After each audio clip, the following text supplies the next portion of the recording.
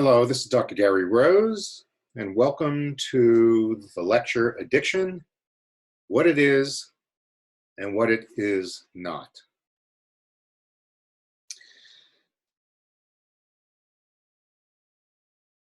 In this lecture, we will discuss true addiction, craving level addiction. We'll posit some explanations for the phenomenon of craving and reinstatement of use that seem to be consistent with serious substance addictive behavior. And we'll then look at ways that these models might also explain lower levels of problematic substance use, problems that we might not call addiction per se.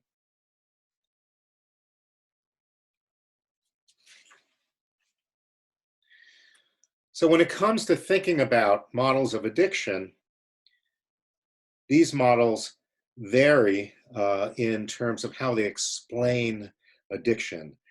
The three models here vary in terms of the putative core mechanisms of the addictive process, including hedonia, moving towards pleasure and away from pain, motivational drive processes, and explicit learning. With regard to hedonia, we've got the classic opioid addiction model, the opponent process model, which is a model based on hedonic reactivity and response. We also have a very well published approach, the stress reduction model. With regard to motivation, we've got the newer incentive sensitization model, otherwise known as the cocaine model of addiction. And also in terms of explicit learning, we have cognitive behavioral expectancy models based on the assertion that people use as a function of their beliefs about the positive and or negative effects of alcohol or drug use. So we'll start our discussion with the opponent process model of addiction, the classic opioid model of addiction. This is the classic model of addiction, wedded very closely to the pharmacodynamics of opioids and other depressant substances, including alcohol, barbiturates, and benzodiazepines. This model asserts that addiction is tied to the physiological changes associated with repeated use of drugs, to the tolerance and withdrawal cycle. Once physiological dependence develops, the drug user experiences withdrawal symptoms as the drug leaves the body. It is, according to the opponent process model, this noxious state that drives repeated drug-seeking behavior. The addicted drug user is driven to reuse for the sake of withdrawal symptom relief. This is a classic negative reinforcement model of behavior. Furthermore, over time, this negative reinforcement process generalizes such that the addict experiences symptoms of withdrawal even in the absence of a blood opioid, alcohol, or barbiturate drop as a function of a process called conditioned tolerance or conditioned withdrawal. We'll discuss these concepts shortly. In its simplest form, the opponent process model explains drug craving and drug seeking as a function of the implicit drive to relieve oneself of noxious sensations. So to what does opponent process refer? Opponent process refers to the two phases of the drug use experience. After ingesting a depressant, such as an opioid, ethanol, a barbiturate, or a benzodiazepine, one experiences a positive drug effect, the high. As the blood level of the drug decreases, this A state is followed by a B state, which is what we refer to as the rebound phase or withdrawal. Typically, this B state is symptomatically the opposite of the A state, ergo the name opponent process. What goes up, essentially, must come down. The euphoria of the opioid rush is followed by the dysphoria of withdrawal. The anxiolysis of alcohol intoxication is followed by agitation, etc., etc. As one develops pharmacodynamic tolerance, which we'll discuss shortly, the A state effects decrease. However, the B state effects do not decrease and often get more extreme. This phenomenon is captured in the oft-cited addict's utterance, "I don't use to get high, I use to get normal." According to the progenitors of the opponent process model, it is this exaggerated B state that motivates craving and drug reuse. Tolerance. There are actually a number of different types of tolerance. Metabolic tolerance refers to changes in the half-life or metabolic rate of a substance as a function of use history. Thus, when one is on a cocaine run, the metabolic rate increases over the period of use such that the latter doses metabolize faster than earlier doses. This process may also occur across episodes of drug use, so it is both a within and a between episode phenomenon. Metabolic tolerance decreases the length of the high, but not the intensity of the high. One sees evidence of very little metabolic tolerance in the depressant drugs, including opioids, alcohol, barbiturates, and benzodiazepines. Behavioral tolerance refers to the seasoned drug user's capacity to adjust behaviorally to the effects of intoxication. It refers to situations like the seasoned drinker who learns how to walk without swaying or to talk without blurred words, or the cannabis user who learns to tolerate the derealization of high levels of cannabis intoxication. Behavioral tolerance is certainly evident in seasoned depressant users, but it is not of relevance to the opponent process model of addiction. Pharmacodynamic tolerance is at the center of this model's explanation of addiction. Pharmacodynamic tolerance refers to the selective adaptation of the central nervous system to the presence of the drug in the bloodstream and in the brain. To maintain a state of homeostasis, the body adjusts to the presence of the drug. Since the depressants decrease cardiac and respiratory rate, the body adjusts these mechanisms to maintain relatively normal functioning during intoxication.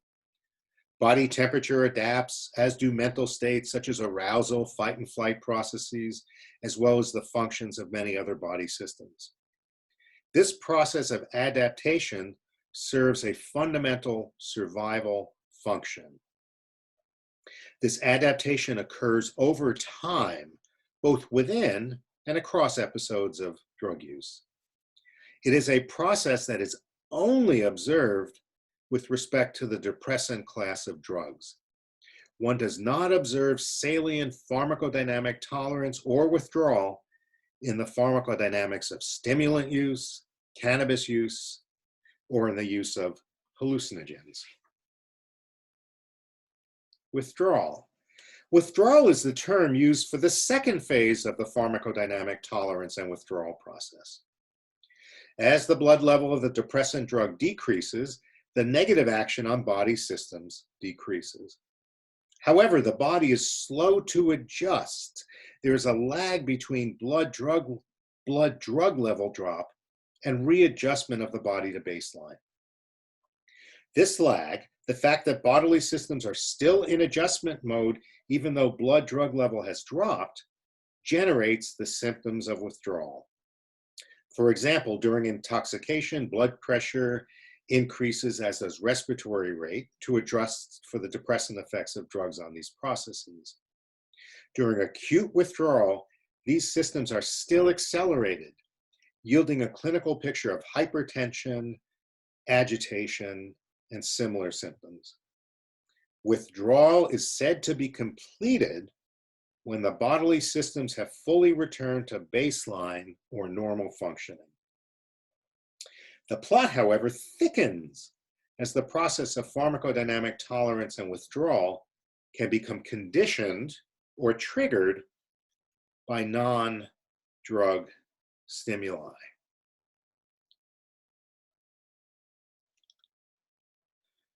The final nail in the coffin of the classic opponent process or opioid model of addiction occurred in the 1980s with the onslaught of the crack cocaine epidemic. Cocaine is a highly addicting substance, and it does not cause pharmacodynamic tolerance and withdrawal. It simply doesn't have the same mechanism of action in the brain. In fact, prior to the crack cocaine epidemic, the considered professional assertion was that cocaine was not really an addictive substance. It was considered psychologically addicting as opposed to physiologically addicting. The addictions field was so wedded to the opponent process model that it simply could not conceive of a drug that did not induce pharmacodynamic tolerance and withdrawal as being an addictive substance.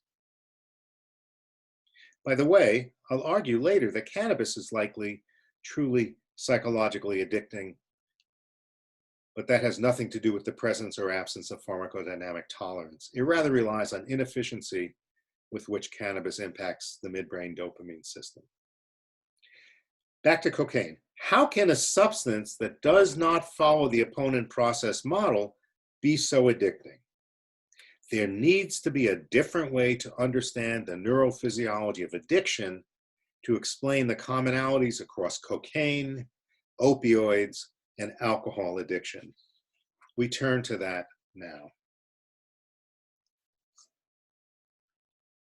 Again, prior to the 1980s, the considered opinion was that cocaine was simply not addicting in the same way as are the opioids.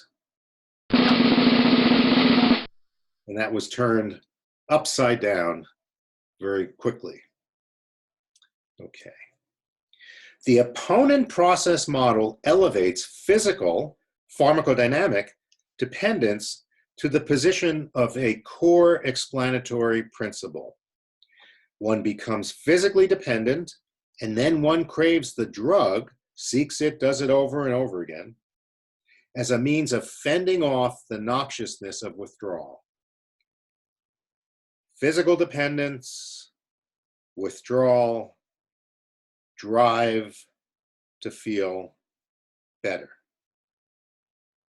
We now know that this is simply not the case. Physical dependence is something that happens as a function of repeated use of one of the class of drugs that induce pharmacodynamic dependence with repeated use. These are the depressant drugs, opioids, alcohol, barbiturates, and benzodiazepines. Physical dependence is not the cause of addiction. Rather, it is a health consequence of repeated use of one or more of these drugs, both by people who are or become addicted and by others who never become a drug addict. Anybody who uses opioids for a period of time will develop signs of pharmacodynamic tolerance and withdrawal. However, only a small subset of those individuals will also show signs of craving level addiction. Therefore, we must look elsewhere for a credible explanation of the craving level addictive phenomenon. What is the evidence for this assertion that pharmacological dependence, physiological dependence, is not a core explanation of craving level addictive processes? What's the evidence for this assertion? Here are some biggies in this regard. The Vietnam veteran heroin smokers were by and large all pharmacologically dependent on opiates, and yet most did not go on to a lengthy career of addiction once stateside. Natural recovery from heroin addiction is a well-documented phenomenon. People with oodles of pharmacodynamic tolerance and withdrawal are able to remit if and when they make a firm decision to do so without medical treatment. In the rat brain, the regions responsible for pharmacodynamic dependence and craving are distinctly different. One can create high levels of dependence by stimulating the PAG, and yet the rats do not show evidence of craving or addiction. For example, they do not steal their grandmother's television to buy drugs. However, if the VTA, the ventral tegmental area in the midbrain, is stimulated, one sees evidence of drug-seeking behavior even in the absence of pharmacodynamic tolerance. Pharmacodynamic tolerance and drug-seeking behavior are independent brain processes. Out with the old and in with the new. The proponent process model of addiction, otherwise known as the incentive sensitization or dopamine model of addiction, offers us a cogent explanation of the addictive processes that goes well beyond that which the opponent process model can do. So let's turn to that now. Proponent process model, incentive sensitization.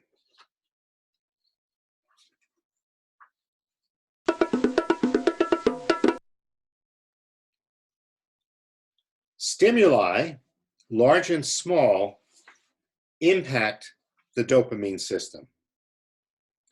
Those stimuli that are paired in time with dopamine elevations, and there are many ways to elevate available dopamine, by the way, those stimuli that are paired in time with DA elevations come to have what we call incentive salience. They get burned into your brain as necessary for continued survival and life. Thus, we are hardwired to experience so-called dopamine bursts when satiating our basic needs, hunger, thirst, procreation, running like crazy when a mastodon is after you, etc.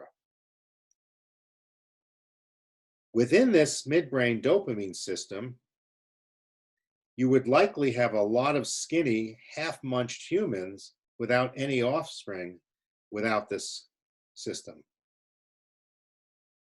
Pretty basic stuff.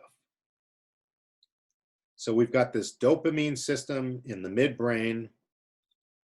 Naturally, survival functions, things that allow us to survive as an individual, as a human species, are naturally, normally marked by elevations of available dopamine. When you're scared and you're running, when you're thirsty and you seek water, when you're hungry and you eat, when you're driven by the drive to procreate, all of those behaviors are marked in the brain by high levels of dopamine. And it's this DA burst or elevation that marks the significance of these behaviors with regard to personal and species survival.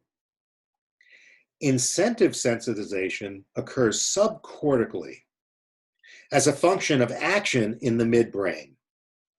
By definition, subcortical functions are not cognitively mediated.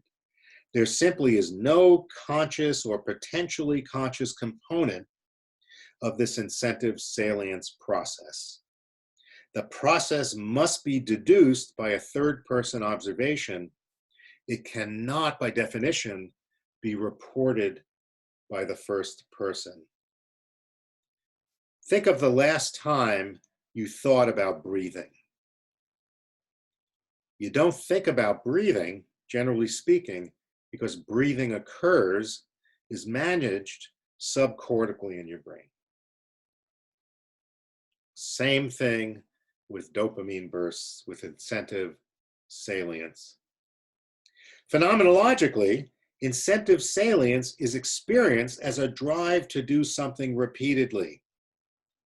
In the context of craving level addiction, it is experienced as a visceral urge to use drugs, very similar to the urge to flee in the face of danger.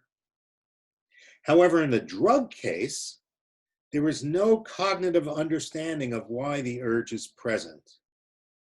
That's a very big difference and offers support for the experience of many addicts who, when asked, "Why did you relapse?" have no coherent response. I don't know why. This is not denial. It's simply the way things are when the mechanism of action is outside the cerebral cortex.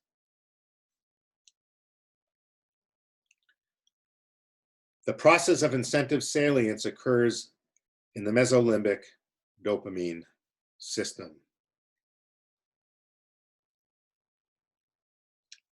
Dopamine modulates the core experience of wanting, the implicit drive to seek a given reward or reinforcer.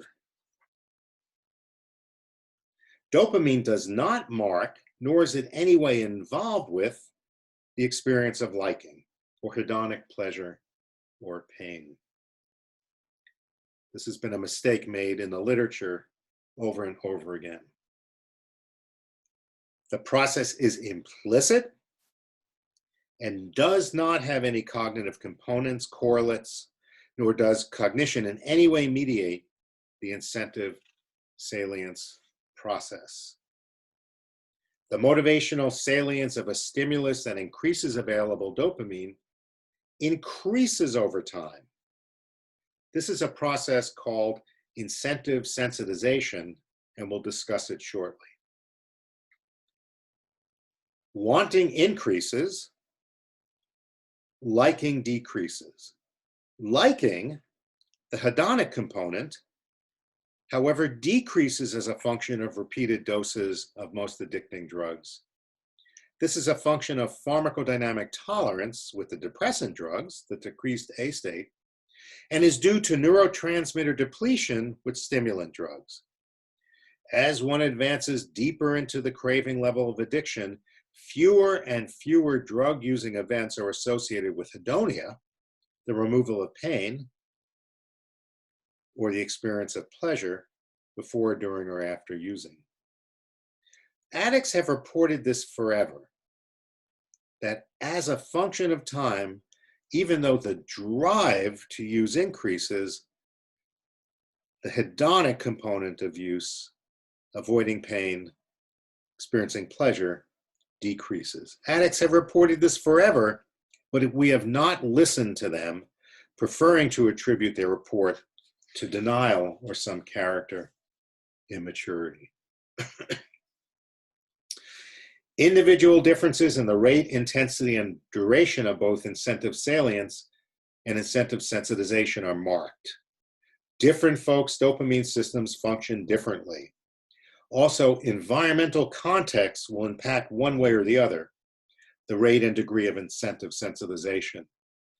All of this explains why the base rates of craving level addiction are so low and are so varied from person to person. So what's the connection between incentive salience and incentive sensitization and drug addiction, craving level drug addiction? The old opponent process model relied on pharmacodynamic tolerance and withdrawal as the explanatory principle of craving level addiction. You develop physiological dependence on the drug. When the drug is leaving or has left your system, you experience the noxious effects of withdrawal. This state of noxiousness, of not feeling good, generates a drive to remove these not feeling good experiences and to get you back to at least baseline or some level of pleasure. And it's that drive according to the old opponent process model, that explains addiction, craving, drug seeking, reinstatement, etc., etc. Conversely, the proponent process model describes addiction in a very different way. What the proponent process model asserts is that we have this very, very powerful survival determining, old, ancient Darwinian brain process, the process of incentive salience and incentive sensitization, and that this process is not derived or not a function of or not determined by one's development of any kind of dependence on a class of drugs. Rather, it's a natural drive, and it's implicit in addictive process in the following way. All drugs with addictive liability have in common that one way or another, they increase the availability of dopamine, the amount of dopamine available in the midbrain dopamine system. This is a phenomenon that's often called the facilitation of dopamine bursts. You ingest cocaine, the amount of dopamine in the midbrain system increases. There's a burst of dopamine. You ingest opioids, the amount of dopamine in the midbrain system increases. There's a burst of dopamine. You ingest alcohol, the same thing happens, et cetera, et cetera, et cetera. These DA bursts, the so-called hijacking of this dopamine system, lead to the following. Just as thirst, satiating thirst, eating when you're hungry, running like crazy when your life is threatened, procreating when you know that you need to maintain the species, even as each of these natural processes is associated with a DA burst,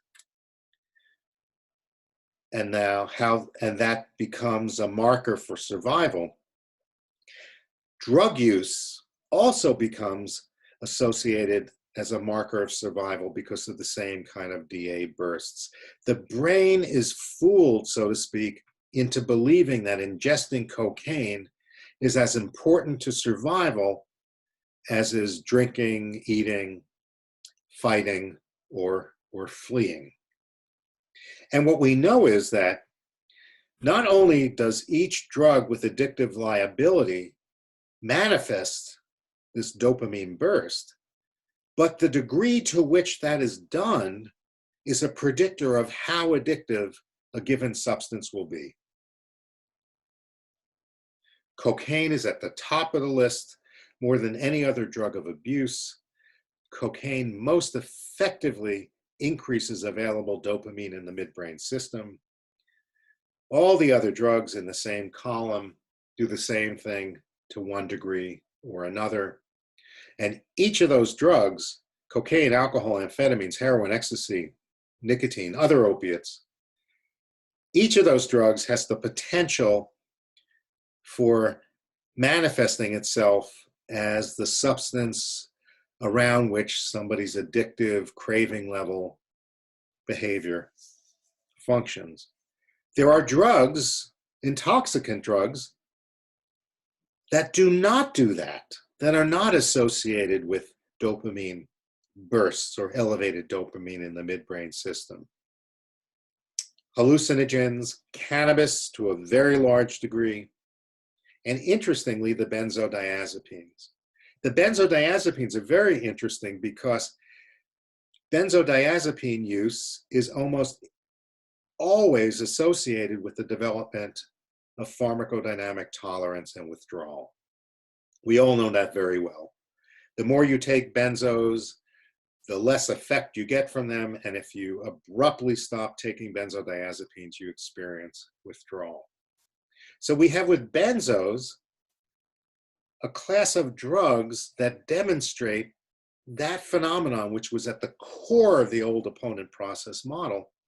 However, they don't demonstrate high rates of craving level addictive behavior. Now, this may be a little controversial, but data have shown that the rate of addictive behavior with regard to benzodiazepines is very low, except in individuals who are already or have been in the past addicted to another substance. So we have a class of drugs where the opponent process model would predict high levels of addictive behavior. The proponent process model predicts very low levels, or relatively low levels of addictive behavior. And the data support the proponent model, not the opponent model.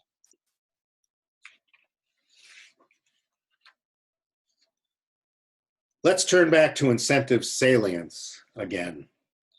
So the hypothesis is that that which causes addiction is the elevation of available dopamine in the midbrain system as a function of ingesting a drug of addictive liability.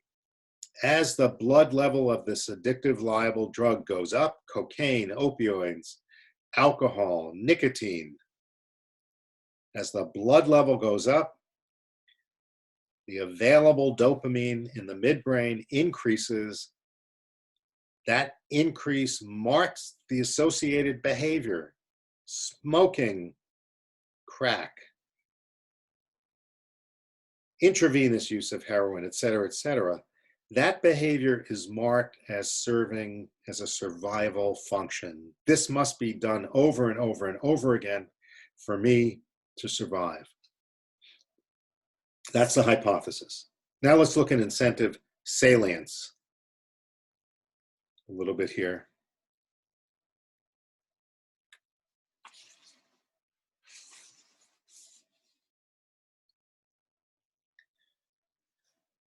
There are a variety of ways in which these substances of addictive liability yield increased availability of dopamine. Through increased production, decreased production of inhibitors, slowing down of a metabolism of the dopamine so it stays in the receptors longer, decreased reabsorption of dopamine so there's more available at the receptor sites, et cetera. No matter how these DA bursts are caused, they all yield the same result: increased available dopamine at the receptors. These drugs are said to hijack this midbrain dopamine system. The DA burst associated with the ingestion of a drug with addictive potential marks the salience of the drug-taking behavior, as we've said. Also marks the salience of any non-drug stimuli associated with drug ingestion. In other words, everything that's been going on around the drug use.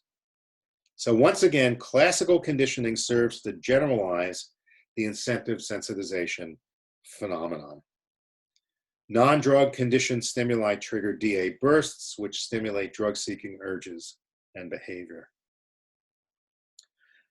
The proponent process model asserts that drugs with addictive liability throw a 1-2 punch at the human nervous system. Beyond the initial DA bursts, we have a second phenomenon that occurs called incentive sensitization.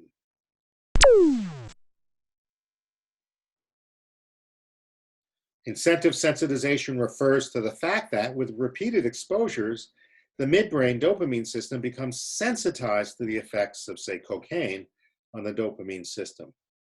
With each subsequent episode of drug use, the DA system requires smaller and smaller levels of the drug to experience the same DA hit. This process is the opposite of tolerance, where over time the drug-induced effects decrease. At least at the level of the dopamine system, each subsequent dose of a drug yields increased effect. This phenomenon of sensitization endures often for the lifetime. It does not readily extinguish with abstinence, by the way, which is the case with tolerance. A sensitized brain remains so, and this explains a few facts. One, it explains why after a long period of abstinence, an individual with a drug-sensitized brain may suddenly experience strong drug-seeking urges. Two, it also explains why abstinent addicts often develop other non-drug addictions, as the brain has become sensitized to DA-stimulating effects of anything that functions in that manner. Cross-sensitization.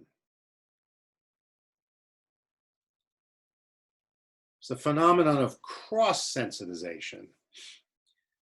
And this refers to the fact that your brain may be sensitized by one drug or one behavior, and once sensitized, remains sensitized, so it becomes much easier to develop an addiction to another behavior. This can be a cross-priming effect where you've developed the sensitized brain from, say, the overuse of alcohol. You stop drinking alcohol and you pick up heroin and you rapidly develop craving level addiction.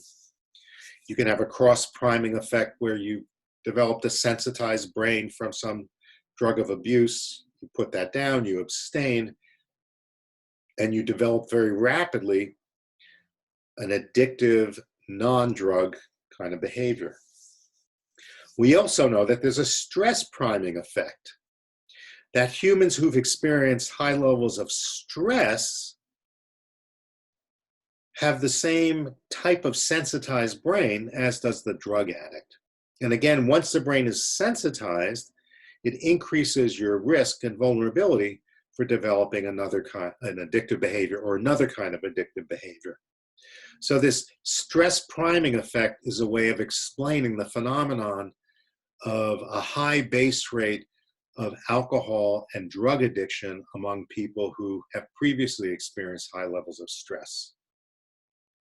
It actually works the other way too, that if you have developed a sensitized brain as a function of drug use, your brain is also very, very vulnerable to the negative effects of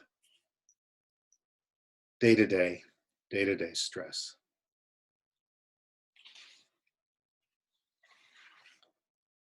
So let's look at how the various models of addiction explain craving. Remember, craving is the core construct when it comes to thinking about addiction and addictive behavior.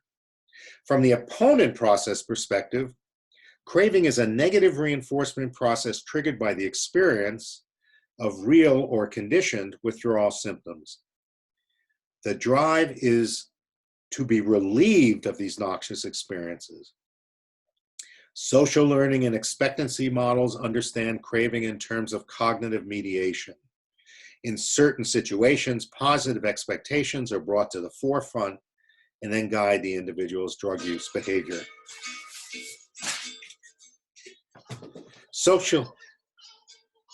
From the proponent process perspective, craving is a positive process of moving towards an anticipated reward. The process starts when conditioned or unconditioned stimuli prime the midbrain DA pump, so to speak. So we have three very different ways of explaining craving. Craving as a process of self-medication, of moving away from a noxious state to a state of feeling less noxious or even feeling normal or perhaps feeling better. Craving is a function of your beliefs, your expectations regarding how I will feel, what I will do if and when I get the drugs on board. And the proponent process model of craving, which is this positive process of moving towards a positively reinforcing state of affairs. Moving towards something that has high reinforcement value.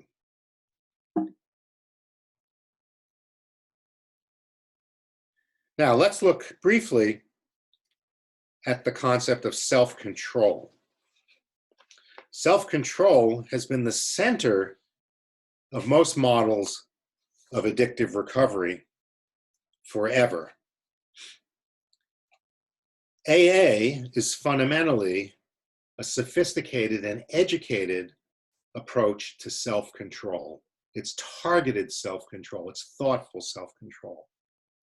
Self-control, the cornerstone of effective change, is seriously challenged by the sensitized brain. Once your brain is sensitized, once it's primed to move towards drug use, it's very, very, very hard to maintain a state of self. So far, we've discussed the manner in which the dopamine system in the midbrain seems to explain or be the center of the processes of addiction for most individuals. The plot starts to thicken a little bit, because not only do all drugs of abuse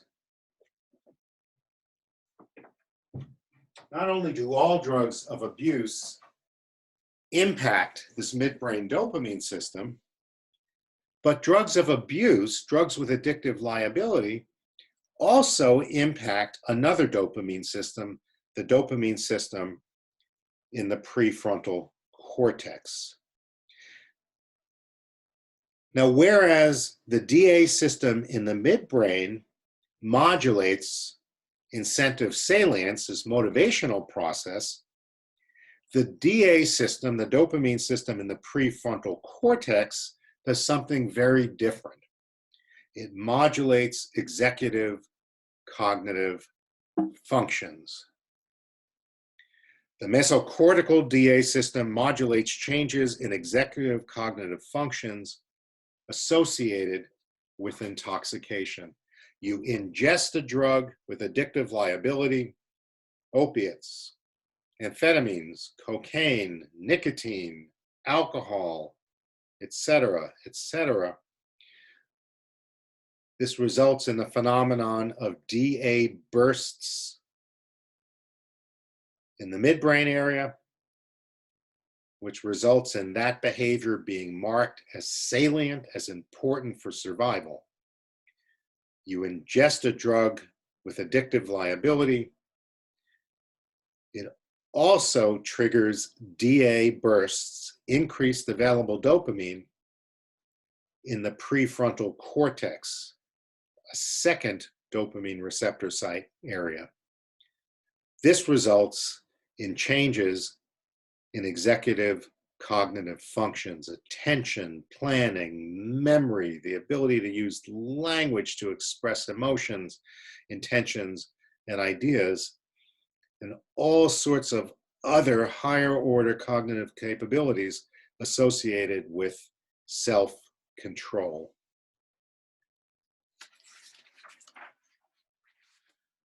Now, these DA bursts in the prefrontal cortex actually knock out executive cognitive functions. There's an inverse U-curve relationship between available dopamine and executive cognitive functions with respect to the prefrontal cortex. And we don't have the time or the space to get into that right now.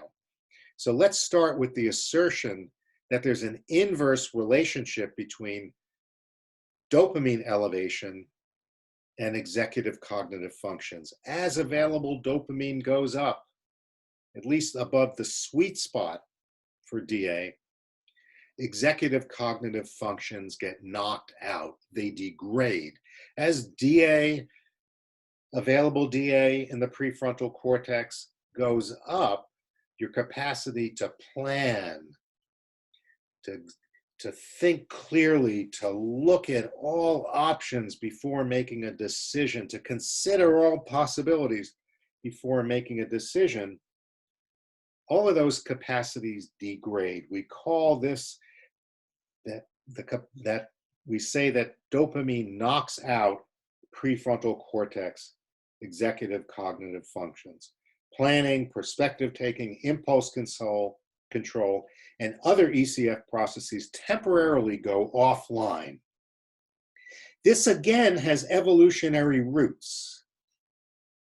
If one is in fight or flight mode, one does not want to expend too much time and effort sweating the details. Rather, one wants to either run like hell or fight like hell, and to do both of those very quickly. Neither of those activities requires highly tuned executive cognitive functions. What's the benefit? Who let the dogs out? Who let the dogs out? Who let the dogs out? Who let the dogs out? Sometimes action needs to occur without thinking too much. So what we have with drugs with addictive liability is a commonality. Each of these drugs with high addictive liability, each of the drugs that has the capacity to create in a human craving level addiction, has in common with each other the fact that taking in the drug increases the available dopamine in at least two very important brain systems. Increases available dopamine in the midbrain system, which marks salience of that activity, which generates a strong and stronger and stronger and stronger over time motivational state, a proponent state, a drive to move towards something positive rather than away from something negative. Each of these drugs with a high addictive liability, each of these drugs that has the potential for creating in a human a craving level of addiction, also, to one extent or another, increases the available dopamine, the amount of dopamine available in the prefrontal cortex. As dopamine levels increase beyond the sweet spot, the optimal spot, in this brain system, executive cognitive functions degrade, they get knocked out. So we have a combination of a situation where you have a sensitized brain, a brain that needs very little priming, very little reminder to trigger that drive to move towards the drug of choice, the drug of addictive liability. We have that process going on. At the same time, we have all of the cognitive capabilities that humans have to exert self-control, to think, to plan, to anticipate, to entertain alternatives, to use language, to ask for help, et cetera, et cetera, et cetera. We have all of those higher order cortical functions taking a break, being knocked out, being set aside.